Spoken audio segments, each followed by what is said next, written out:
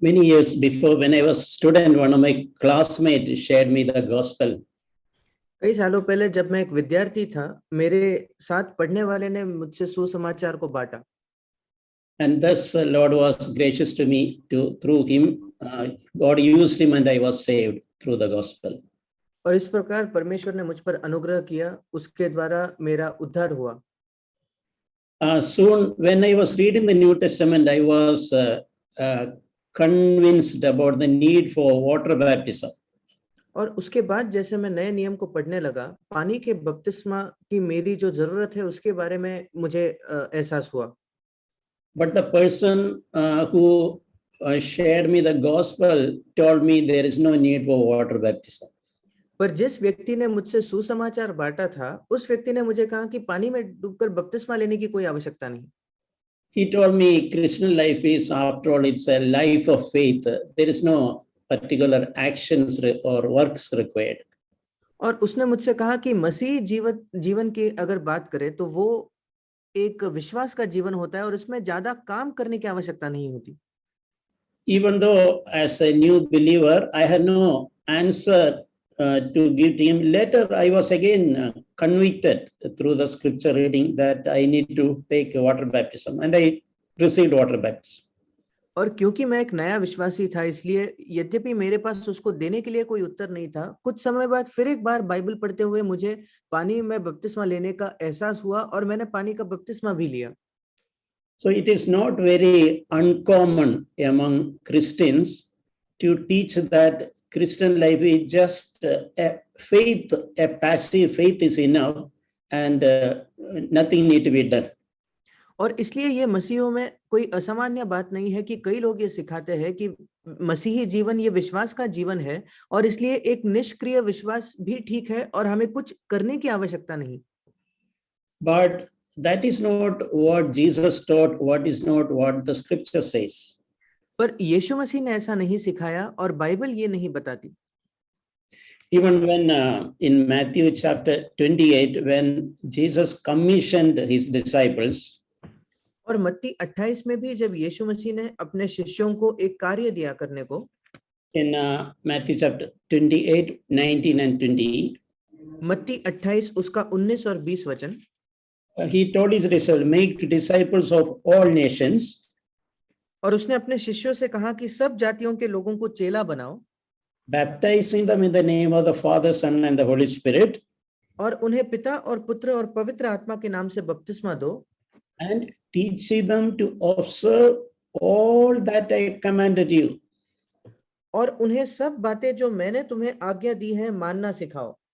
So Jesus emphasized it is not enough to share the gospel, it is not enough to give water baptism, but we should teach them to observe or to do all that I commanded you. और इसलिए यीशु मसीह ने कहा सिर्फ उनको सुसमाचार देना पर्याप्त नहीं है, सिर्फ उनका पानी में बपतिस्मा कराना पर्याप्त नहीं है, पर उन्हें हमें वो सब करना सिखाना है जो आज्ञा यीशु मसीह ने हमें दी है। So it is very important for all of us.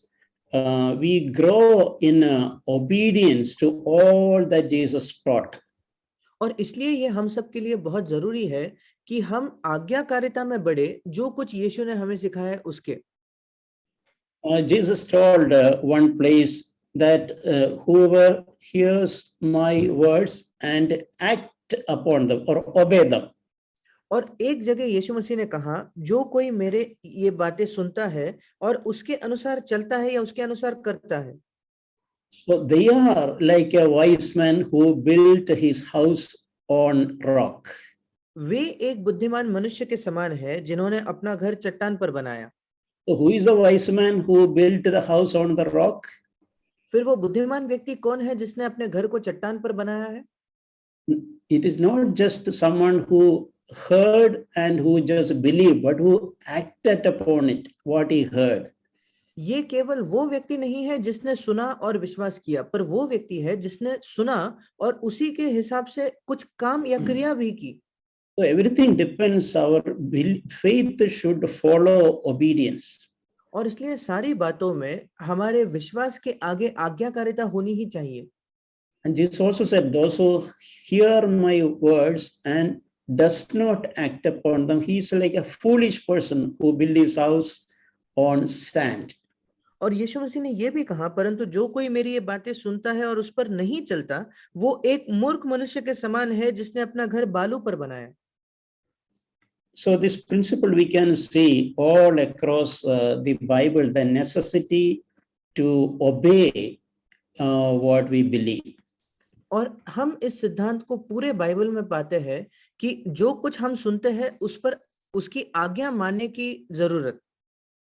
Matthew chapter 7, 21 onwards.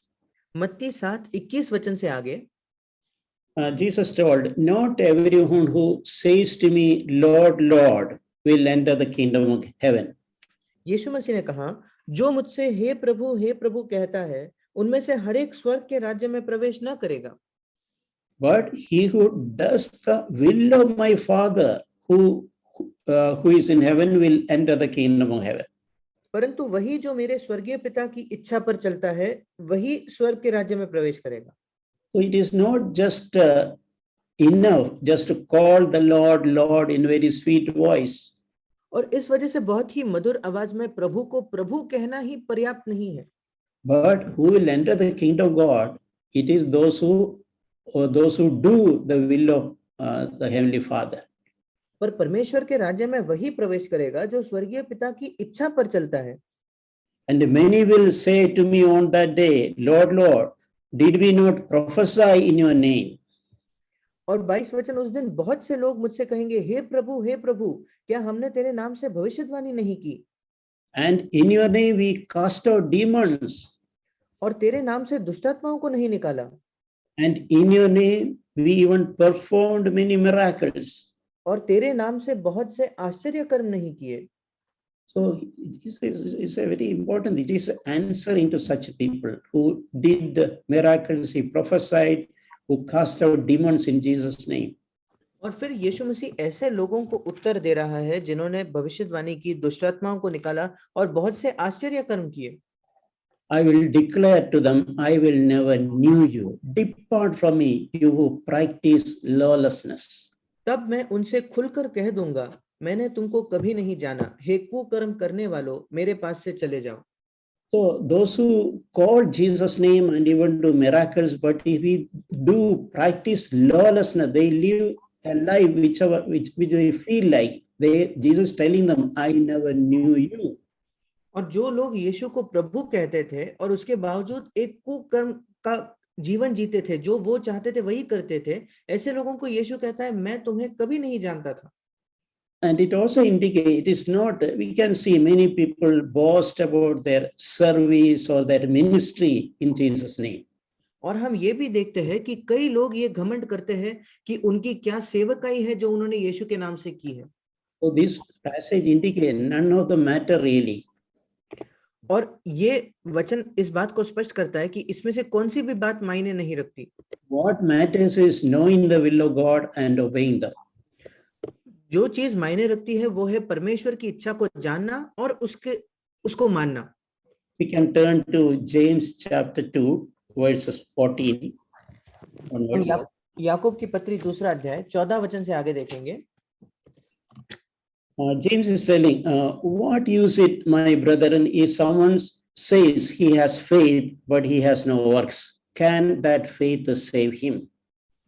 हे मेरे भाइयों, यदि कोई कहे कि मुझे विश्वास है पर वो कर्म न करता हो, तो इससे क्या लाभ? क्या ऐसा विश्वास कभी उसका उद्धार कर सकता है?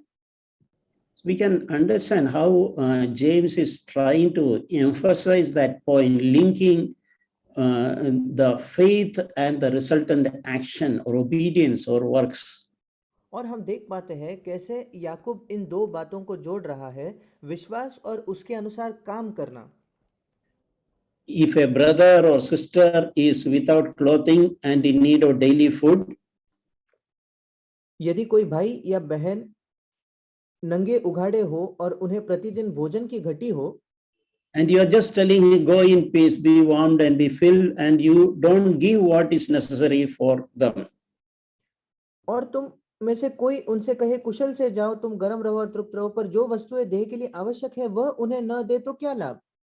And verse 17, even so faith, if it has no works, it is dead being by itself. और इसलिए 17 वचन कहता है, वैसे ही विश्वास भी यदि कर्म सहित न हो तो अपने स्वभाव में मरा हुआ है। So it is a very important thing for us to understand, because we hear so much about faith, just to believe in Jesus. But Bible says, if faith has no works, it is barren and it is dead. इस वजह से ये बहुत जरूरी है, क्योंकि हम विश्वास के विषय में इतना कुछ सुनते हैं। बाइबल हमें ये भी बताती है, अगर विश्वास के साथ हमारे काम सही नहीं हो तो वो बिल्कुल निष्क्रिय और बिना किसी उपयोग का है। Because James is telling in verse 19, you believe that God is there. क्योंकि याकूब 19वें वचन में कहता है, तुझे विश्वास है कि एक ही परमेश्वर है। That is right. वो सही है। But remember that even demons also believe, and they not only believe, they even shiver at the name of God. पर वो कहता है, याद रखो कि दुष्टात्मा भी इसी पर विश्वास रखते हैं, और वो ना केवल विश्वास रखते हैं, वो परमेश्वर के नाम को सुनकर थरथराते भी है। Even the demons believe in Jesus, but they don't obey Jesus. दुष्ट आत्माएं भी यीशु मसीह में विश्वास तो करते हैं, पर वो यीशु मसीह की आज्ञा नहीं मानते। So that indicates not a just believing Jesus what matters, is the obedience which is followed by faith what matters. और यही बात हमें बताती है कि यीशु मसीह में विश्वास करना ये कोई बड़ी बात नहीं या मायने नहीं रखता, उसके वचनों के अनुसार चलना या उसकी आज्ञा मानना ये मायने रखता है। And are you willing to recognize your foolish fellow? James is saying. और याकूब कहता है, क्या तुम अपनी मूर्खता को स्वीकार करने को तैयार हो? That faith without works is useless. कि कर्मों से विश्वास के बिना, कामों के बिना विश्वास जो है वो निकम्मा है। James is using some very harsh words to drive that important point. और याकूब यहाँ बहुत ही कठोर शब्दों का इस्तेमाल कर रहा है इस बात को स्पष्ट करने के लिए। Because probably as like many of us, even those time there were people were there who were preaching, just believe in Jesus and you nothing else to be, everything else is taken care. क्योंकि जैसे हमारे समय में है, वैसे ही उस समय भी ऐसे लोग थे जो प्रचार करते थे कि सिर्फ यीशु में विश्वास रखो, वही पर्याप्त है, उससे ज्यादा कुछ नहीं चाहिए। No emphasis in doing the will of God or obedience. और परमेश्वर की इच्छा करने में या आज्ञा मानने में कोई जोर नहीं दिया जाता था। Here we can see nowadays also this, we can see we can hear these things around us. People just speak about faith in Jesus. और आज भी हमारे आसपास हम यही बात देखते हैं कि लोग सिर्फ यीशु मसीह में विश्वास करने के विषय में बात करते हैं। That is a false gospel. ये एक झूठा सुसमाचार है। And James told Abraham, our father, was justified by works when he offered up Isaac his son. Verse 21. और 21 वचन में याकूब कहता है, जब हमारे पिता अब्राहम ने अपने पुत्र इसहाक को वेदी पर चढ़ाया तो क्या वो कर्मों से धार्मिक ठहरा था? So Abraham believed in God and that was followed by obedience. और अब्राहम ने परमेश्वर पर विश्वास किया, पर उसके परिणाम स्वरूप उसने आज्ञा मानी। And God asked him, when God was just testing him to sacrifice his beloved son, Abraham believed God and he initiated to obey God. जब परमेश्वर ने अब्राहम की परीक्षा लेने के लिए उससे कहा कि अपने इकलौते बेटे को तू वेदी पर चढ़ा, तो उसने परमेश्वर पर विश्वास किया और उसी की आज्ञा भी मानी। So as we read in verse 22, faith was working together with his works. और 22 वचन में जैसे हम पढ़ते हैं, उसके विश्वास के साथ उसके काम भी मिलकर प्रभाव डाल रहे थे। You can see faith and work going together. और हम देखते हैं विश्वास और काम करना ये इकट्ठा जाते हैं। As we discussed earlier, because faith without work, it is barren and it is dead. और जैसे हमने पहले भी कहा कि कर्म बिना विश्वास ये व्यर्थ है या मरा हुआ है। It is a body without a life. ये एक शरीर है जिसमें जीवन नहीं है। And he is making an important point here, that as a result of the works, faith was perfected. और वो यहाँ एक महत्वपूर्ण बात कह रहा है कि कर्मों के कारण विश्वास सिद्ध हुआ। So faith was perfected by obedience or works which followed faith. और विश्वास जो था वो आज्ञाकारिता से या विश्वास के द्वारा किए गए कामों से सिद्ध हुआ. So in other words, if our faith to be perfected, we have to obey or we have to follow our faith with works. दूसरे शब्दों में अगर हम चाहते हैं कि हमारा विश्वास सिद्ध हो जाए तो हमें अपने विश्वास के अनुसार काम भी करने होंगे. And verse 26, James chapter 2, 26. याकूब 2 उसका 26 वचन. As the body without the spirit is dead, so also faith without works is dead. अतः जैसे देह आत्मा बिना मरी हुई है वैसा ही विश्वास भी कर्म बिना मरा हुआ है. So it is very important to judge ourselves. और इसलिए ये बहुत जरूरी है कि हम अपने आप का न्याय करें. And ask ourselves, what is the kind of faith we have now? और अपने आप से प्रश्न करें कि किस प्रकार का विश्वास अब हमारे पास है. If that faith is generating obedience, अगर वो विश्वास आज्ञाकारिता में परिणाम कर रहा हो तो, because it is that work which follows faith which will perfect the faith. क्योंकि वो वही काम है जो विश्वास के परिणाम स्वरूप आता है जो विश्वास को सिद्ध करेगा. We read in 2 Corinthians chapter 5. हम दूसरा कुरिन्थियों उसके 5वें अध्याय में पढ़ते हैं. Verse 10. उसका 10वां वचन. We must all appear before the judgment seat of Christ. आवश्यक है कि हम सब का हाल मसीह के न्याय आसन के सामने खुल जाए. So that each one may be compensated for his deeds in the body. कि हर एक व्यक्ति अपने अपने भले बुरे कामों का बदला जो उसने देह के द्वारा किए हो पाए. According to what he has done, whether good or bad. जो कुछ उसने किया है यद्यपि वो भला हो या बुरा हो. Is speaking about believers. और ये विश्वासियों के विषय में लिखा है. We must all appear before the judgment seat of Christ. हम सबको मसीह के न्याय आसन के सामने एक दिन खड़ा होना है. So we can understand the reward at the judgment seat of Christ is based on action, based on work, whether it's good or bad. और हम समझ सकते हैं कि मसीह के न्याय आसन के सामने जो प्रतिफल मिलने वाला है वो हमारे कामों के द्वारा होगा, वो काम भले हैं या बुरे हैं. In other words, it is not just based on whether I believed in Jesus or no. दूसरे शब्दों में वो प्रतिफल इस पर निर्भर नहीं है कि मैंने मसीह पर विश्वास किया या नहीं किया. Is a question, my faith in Jesus, did it do a work in my life? ये प्रश्न ये है कि मेरा जो यीशु में विश्वास था क्या उसके द्वारा मेरे जीवन में कोई काम हुआ. Did I try to obey all of God's will for my life? क्या मैंने ये यत्न किया कि परमेश्वर की मेरे जीवन के लिए जो कुछ संपूर्ण इच्छा है उसको मैं मानूं. And according to my deeds in my body, according to what I have done, whether good or bad, and according to that I will be rewarded. और मेरे शरीर में जो मैं काम करता हूँ वो भले हो या बुरे हो उसके द्वारा ही मैं प्रतिफल पाऊंगा. I am very thrilled when I read Matthew chapter 25. और मैं बहुत ही उत्साही हो जाता हूँ जब मैं मत्ती उसका 25 अध्याय पढ़ता हूँ. Again, a picture of the judgment seat of Christ. ये फिर एक बार मसीह के न्याय आसन का एक चित्र है. Matthew 25 verses 34 onwards. मत्ती 25 उसका 34 वचन से आगे.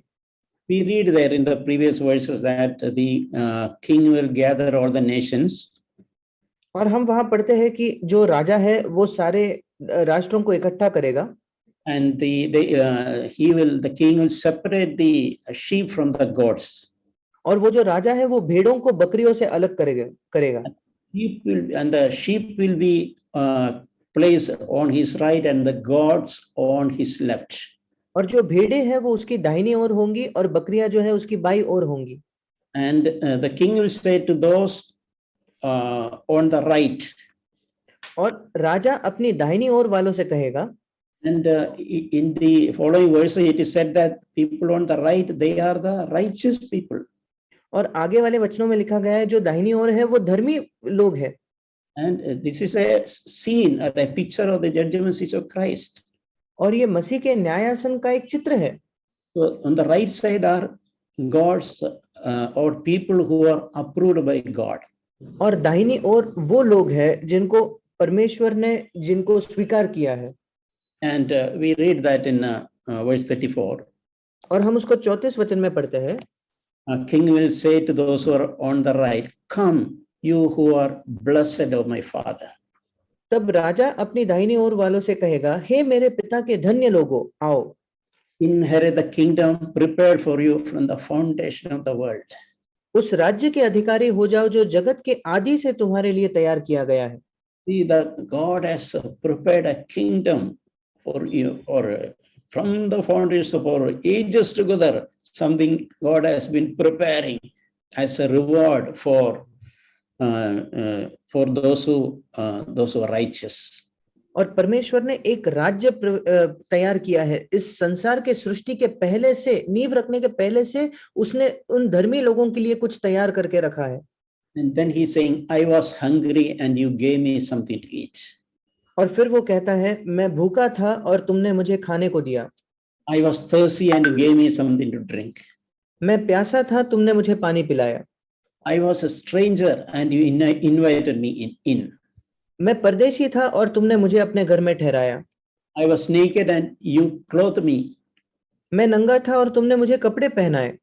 I was sick and you visited me. मैं बीमार था और तुमने मेरी सुधि ली। I was sick and I was in prison and you came to me. मैं बंदी गृह में था और तुम मुझसे मिलने आए। And then the righteous people are asking him, और फिर धर्मी लोग उससे पूछते हैं, Lord, what are you saying? When did we see you hungry and fed you? हे प्रभु, तू क्या कह रहा है? हमने कब तुझे भूखा देखा और खिलाया? When did you were thirsty and we gave you something to drink? तू कब प्यासा था और हमने तुझे पानी पिलाया? When did you see you as a stranger and invited you? हमने कब तुझे परदेशी देखा और अपने घर में ठहराया? When did we clothe you? हमने कब तुझे कपड़े पहनाए? When did we see you sick and when did we visit you in prison? कब हमने तुझे बीमार देखा, कब हम तुझे बंदी गृह में मिलने आए? Lord, we don't remember any such thing. प्रभु, हमें ऐसी कोई भी बात याद नहीं। When I read this very often, I remember that how these faithful people, these righteous people did so lot of good things, but they don't even remember them. और जब कभी मैं ये पढ़ता हूँ तो सोचता हूँ कैसे ये धर्मी लोगों ने कई अच्छी बातें की, पर वे खुद उनको याद भी नहीं रखते। But the Lord saw that. पर प्रभु ने वो बातें देखी थी। Not a single human being saw what they did. एक भी मनुष्य ने नहीं देखा था उन्होंने क्या किया है। They did not tell any brother or sister. उन्होंने किसी भाई या बहन को जाकर नहीं बताया। They did not even hint to somebody. उन्होंने बात करते करते से छोटे से कोशिश भी नहीं की बताने की। And they themselves did not remember. और वे खुद भी उसको याद नहीं रखते थे। In 1 Corinthians chapter 13, when it is mentioned about love, a definition of love. पहला कुरिन्थियों 13 में जब हम प्रेम की व्याख्या के विषय में पढ़ते हैं, it is say there's an expression, love does not brag about the things done, or love does not parade itself. और वहां एक वाक्य लिखा है कि प्रेम अपनी बढ़ाई नहीं करता, या जो अच्छी बातें उसने की है उसको आगे आगे करके नहीं बताता। It is something done out of pure love. We will not seek to boast about it before others. इसका मतलब कोई ऐसी बात जो सिर्फ शुद्ध प्रेम के वजह से की गई है, हम उसको दिखाकर किसी और के सामने बढ़ाई नहीं करेंगे। We will not show off those nice, good things, kind things, gracious things we have done to others. वो अच्छी बातें, अनुग्रह की बातें, भली बातें हम दूसरों के सामने प्रदर्शित नहीं करेंगे। And Jesus also taught in Matthew chapter 6. और यीशु ने मत्ती उसके 6 अध्याय में ये भी सिखाया, Anything we do with a secret intention of impressing before others. अगर हम ऐसी कोई भी बात करते हैं ये गुप्त मंशा रखकर कि हमें दूसरे लोगों के सामने एक छवि प्रस्तुत करनी है, with a secret desire or deriving some credit or some boasting about. अगर हमारे अंदर ये गुप्त इच्छा है कि हम किसी बात का श्रेय हासिल करें या दूसरों के सामने घमंड करें, whether it's a fasting, whether it's a giving, or whether it's a praying. यदि वो उपवास करना हो, यदि वो दान करना हो, यदि वो प्रार्थना करना हो, Jesus told, you have already received reward from human beings. यीशु मसीह ने कहा तुम पहले ही मनुष्यों से अपना प्रतिफल प्राप्त कर चुके हो, There is nothing more to be received from God. फिर परमेश्वर से और प्रतिफल पाने के लिए कुछ नहीं रहता। Never forget that truth. कभी इस सत्य को न भूले। Any good works, any kind works, any ministry, anything we do with the intention of some honor, with the intention of receiving some honor from others. कोई भी अच्छा काम, कोई भी भलाई का काम, कोई भी सेवकाई अगर हम इस मंशा से करते हैं कि हमें दूसरों से आदर प्राप्त करना है, It's always, we already received the honor, reward from men. फिर वो जो कुछ हमने किया वो पूरी तरीके से व्यर्थ है, क्योंकि हमने पहले ही मनुष्यों से उसका आदर प्राप्त कर लिया है। There is nothing more to be received from God. फिर परमेश्वर से प्राप्त करने के लिए कुछ बाकी ही नहीं रहता। Yeah, in a way, wasted away those efforts.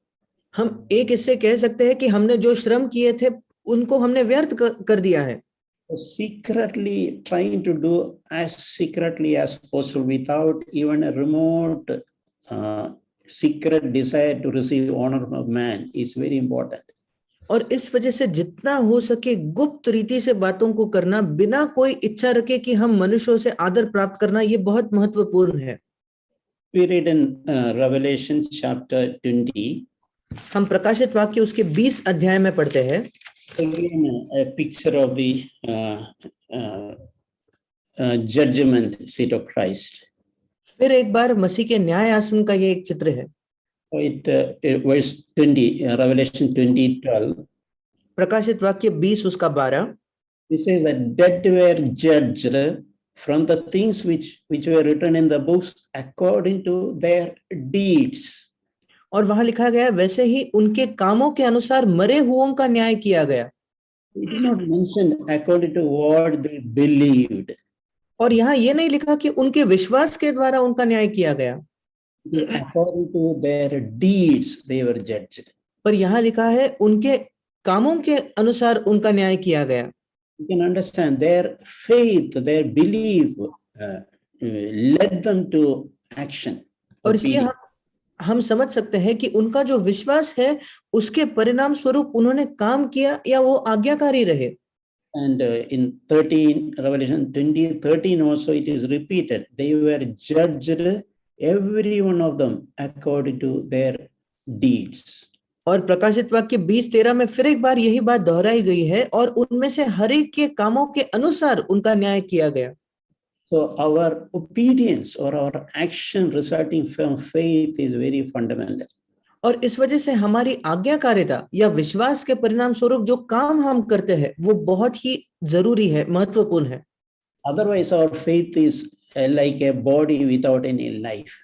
नहीं तो हमारा विश्वास एक शरीर के समान है जिसमें कोई जीवन या प्राण नहीं है। In Revelation 19 also we see about the bride of Christ. प्रकाशित वाक्य 19 में भी हम मसीह के दुल्हन के विषय में पढ़ते हैं। Revelation 19 verse 8. प्रकाशित वाक्य 19 उसका 8वां वचन। It was given to her to clothe herself the fine linen, bright and clean, for the fine linen is the righteous acts of the saints. उसको शुद्ध और चमकदार महीन मलमल पहनने का अधिकार दिया गया, क्योंकि उस महीन मलमल का अर्थ पवित्र लोगों के धर्म के काम है। We can think about imagine about a wedding or a marriage function. हम एक विवाह के समारोह के विषय में सोच सकते हैं। And that bride is naturally come with the best possible dress, special dress. और वो स्वाभाविक है कि वो जो दुल्हन है जितना बेहतर वस्त्र संभव हो वो बेहतर वस्त्र पहन के आती होगी। So here we can say that is the in a spiritual sense for the bride of Christ, for us, the righteous acts of the saints, that is that dress. और हम कह सकते हैं आत्मिक तौर पर जो धर्मी काम है वही वो वस्त्र है। Think about a situation where a bride is improperly dressed or inadequately dressed. एक परिस्थिति के विषय में सोचकर देखिए जहां एक दुल्हन ने सही से वस्त्र नहीं पहने या पर्याप्त अच्छे वस्त्र नहीं पहने। So then we can understand the value of the righteous acts of the saints. और फिर हम धर्मी लोगों के जो पवित्र लोगों के जो धर्म के काम है उसके मूल्य को समझ पाएंगे. It is not just a passive I believe, but it is also a question of what that faith produced in us. और इसलिए ये कोई निष्क्रिय तरीके से कहना कि हाँ मैं विश्वास करता हूं ये नहीं, बल्कि उस विश्वास के परिणाम स्वरूप हम में क्या उत्पन्न हुआ. In the books of Titus, Ephesians and Galatians, this matter is again and again repeated. और तीतुस की पत्री, इफिसियों की पत्री, गलातियों पत्री में यही बात बार बार दोहराई गई है. I want to quickly read through some of these verses. और मैं जल्द से इनमें से कुछ वचनों को पढ़ना चाहता हूं. One thing is in Ephesians chapter 2 verse 10. और एक बात है इफिसियों 2 उसके 10 वचन में, we are his workmanship created in Christ Jesus for good works which God had prepared beforehand so that we would walk in them. क्योंकि हम उसके बनाए हुए हैं और मसीह यीशु में उन भले कामों के लिए सृजे गए हैं जिन्हें परमेश्वर ने पहले से हमारे करने के लिए तैयार किया. So about the way God has made us with a purpose is equated to like a craftsman creating a masterpiece. और जिस उद्देश्य से परमेश्वर ने हमें बनाया है इसकी तुलना की जाती है कैसे एक जो कलाकार होता है वो उसकी जो कला होता है उसको जैसे बनाता है वैसे. And we are created in Christ Jesus for good works.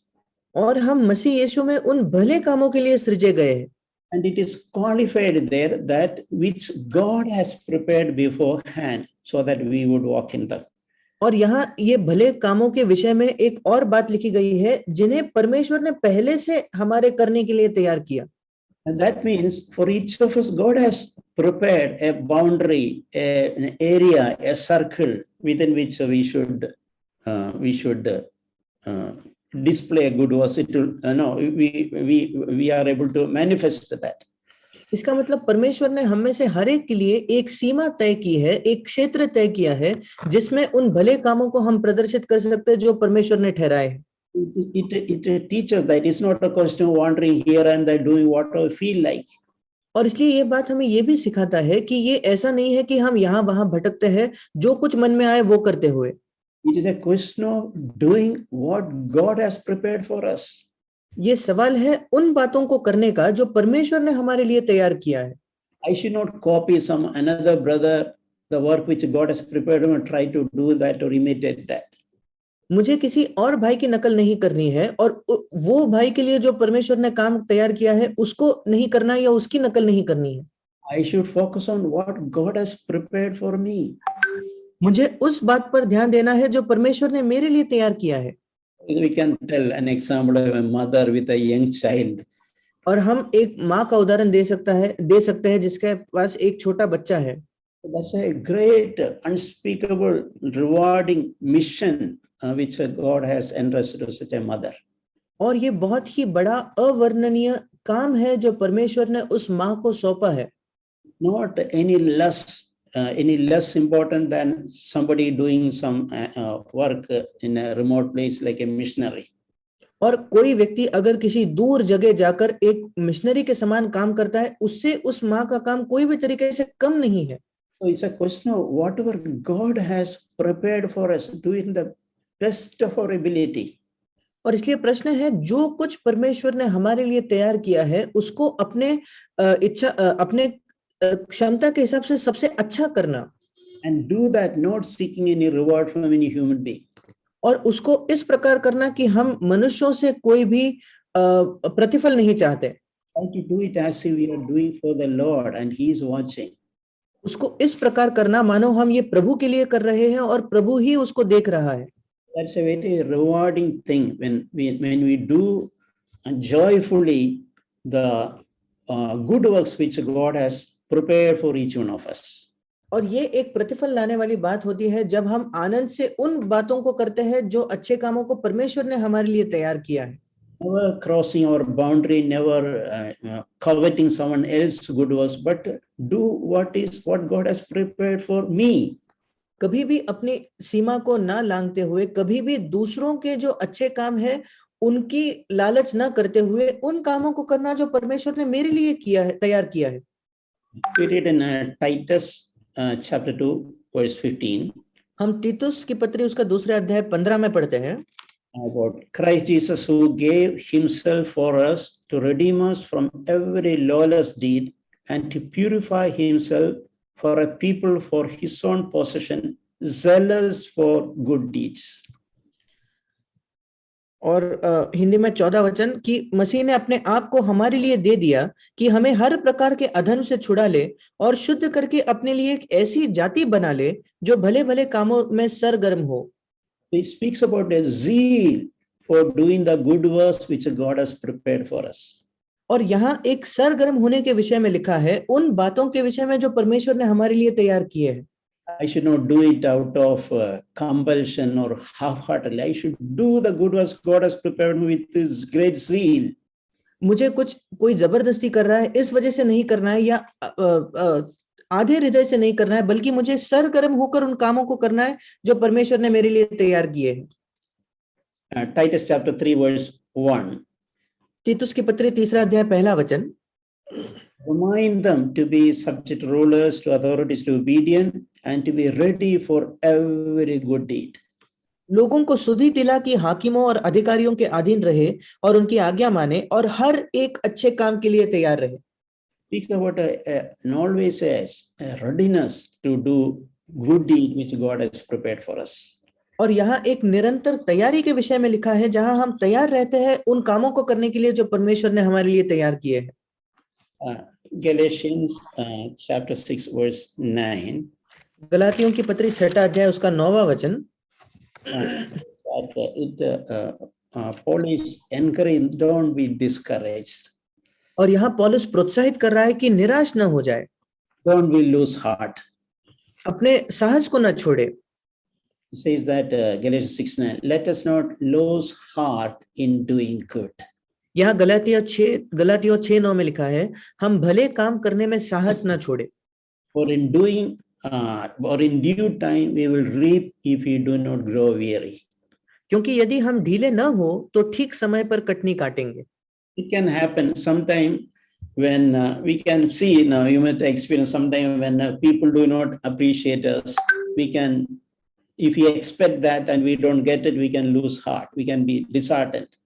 और ये कभी कभार होता है कि जब लोग हम जो कुछ हम करते हैं उसकी अगर तारीफ नहीं करते तो हम कभी कभी निराश हो जाते हैं।